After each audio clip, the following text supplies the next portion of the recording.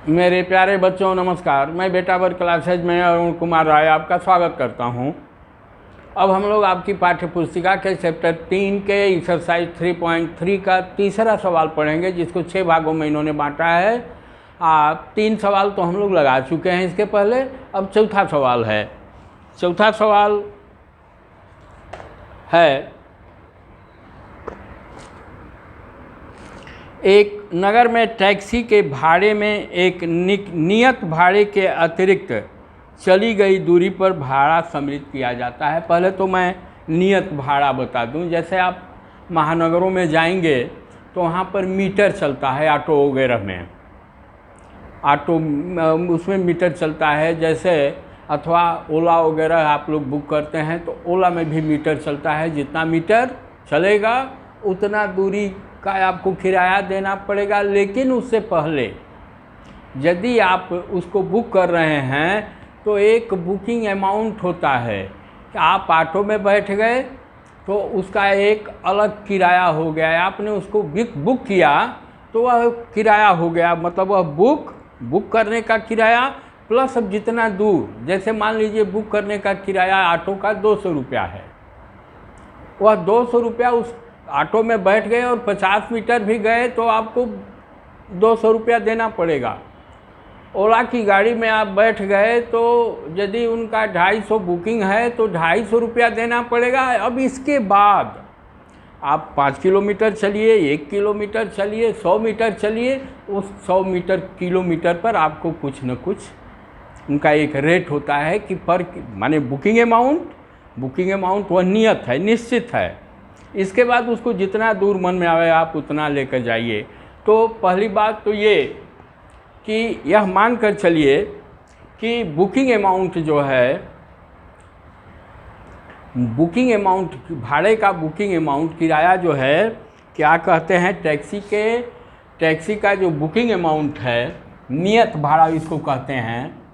हम लोग माने ये 3.4 है, माना नियत किराया, नियत मतलब टैक्सी में हम लोग बैठे, ऑटो में बैठे, उस ऑटो में बैठने का, टैक्सी में बैठने का मान लीजिए 200 रुपया है तो 200 रुपया। अब इसके बाद जितना हम लोग दूर चलेंगे उसका अलग से देना पड़ेगा, उसका रेट कुछ और होता है। नियत किराया, इसको एक फिक्स किराया भी कहते हैं। किराया X रुपया है।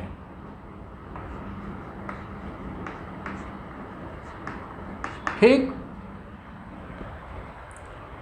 नियत किराया मैं समझ रहा हूँ कि उसको अब समझ गए होंगे आप लोग।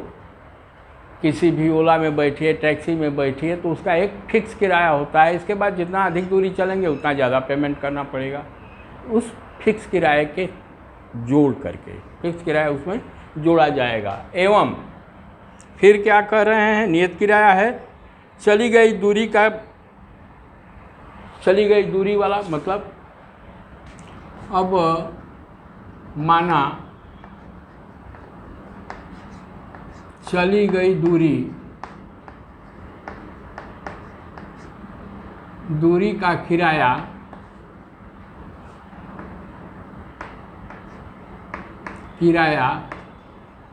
Y रुपया प्रति किलोमीटर है। अब देखिए यहाँ पर एक फिक्स किराया है X रुपया। अब इसके बाद प्रति किलोमीटर, जितना किलोमीटर हम लोग चलेंगे उतना किलोमीटर का उसको देना पड़ेगा। किलोमीटर का अलग से जोड़ा जाएगा और फिक्स वाला अलग से जोड़ा जाएगा। तो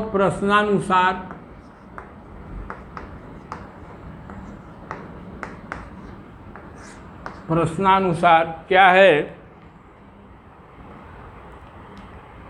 10 किलोमीटर दूरी के लिए 105 रुपया है। मतलब यह तो फिक्स किराया हो गया 100 रुपया प्लस क्या है, 10 किलोमीटर के लिए यदि Y रुपया प्रति किलोमीटर है तो 10 किलोमीटर का किराया कितना हो जाएगा, 10y, उसमें 10 का हम लोग गुणा कर देंगे। 10y बराबर कितना है, 105 रुपया दिया गया। पर किलोमीटर कुछ किराया है, ये नियत किराया है। हम लोग 10 किलोमीटर चले तो उसको 105 रुपया दिया गया। यह समीकरण नंबर 1 हो गया। लेकिन चाहे अब x को चाहे y को एक दूसरे में ये कर लें, मैं x का ही ये कर ले रहा हूँ, या x बराबर क्या हो जाएगा 105 और 10y को इधर हम लोग क्या कर देंगे, ट्रांसफ़र कर देंगे। तो 105 और ये एक 10y क्या है, इधर प्लस है तो इधर माइनस हो जाएगा। ये हम लोगों का वास्तव में समीकरण नंबर 1 है। वो भी समीकरण 1 है, वो भी, ये भी समीकरण 1 है। फिर दूसरा क्या है, प्रश्नानुसार।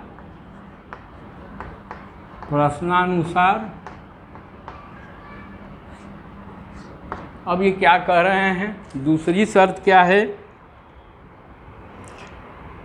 तथा 15 किलोमीटर के लिए भाड़ा 155 रुपया है। अब 10 किलोमीटर के लिए हम लोग 10y जोड़े, 15 किलोमीटर के लिए हम लोग क्या जोड़ेंगे, 15y जोड़ेंगे। तो ये क्या हो जाएगा, x प्लस 15y बराबर 155 रुपया। मैं समझ रहा हूँ, इसको आप लोग अच्छी प्रकार से समझ रहे होंगे। यहाँ पर यह नियत किराया प्लस 15 किलोमीटर कुल जोड़ जाड़ करके 155 रुपया देना पड़ा। तो अब x का मूल्य पहले हम लोग रख दें। ये समीकरण नंबर 2 हो गया। यहाँ पर लिखे हम लोग x का मान चाहे x का मूल्य कुछ भी रखें, लिखें आप x का मान समीकरण 2 में रखने पर ये क्या है, x है। x की जगह पर हम लोग क्या लिखेंगे, 105 ऋण 10y। यहाँ पर देखिए, यहाँ पर तो क्या हो जाएगा, 105 ऋण 10y। ये हम लोगों का क्या हो गया, यह x का मूल्य हो गया, प्लस 15y हम लोग करें, प्लस 15y बराबर कितना है, 155।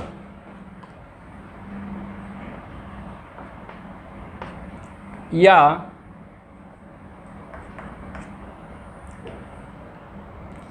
105 ऋण 10y धन 15y बराबर 155। अब अंकों को एक तरफ और अक्षरों को, बीजीय पदों को हम लोग एक तरफ रखें। पहले तो ये देखिए, ऋण 10y धन 15y, धनात्मक संख्या ज़्यादा है तो धन पहले लिखेंगे। ऋण 10, 15 में से 10 घटा देंगे, क्या बचेगा 5। या 5y बराबर कितना आया, 155 माइनस 105। या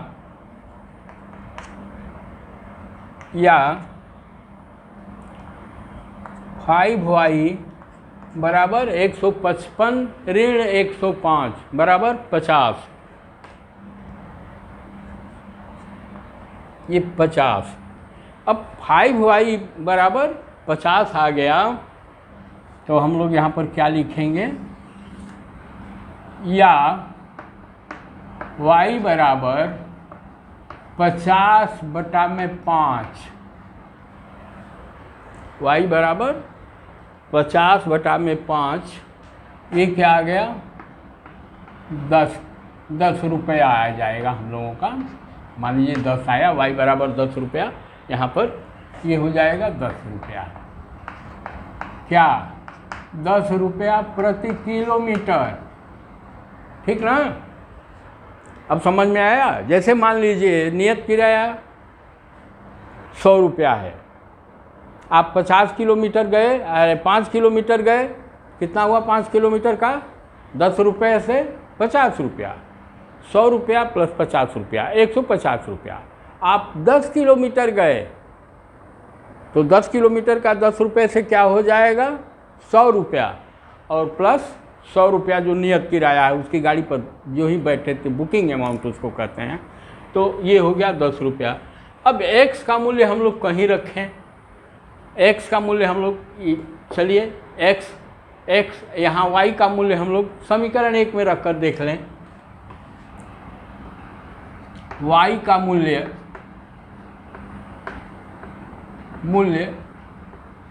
समीकरण 1 में रखने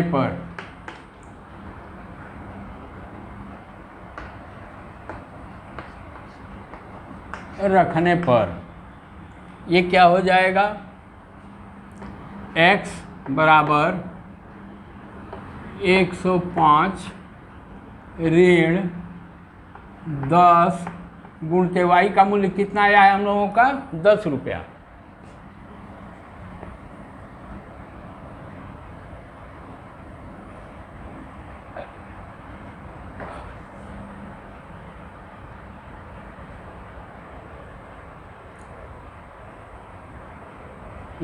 y का मूल्य कितना आया है, 105 ऋण 10y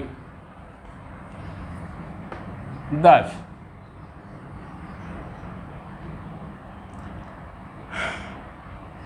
ये बराबर क्या हुआ, 105 ऋण 100 बराबर 5 रुपया।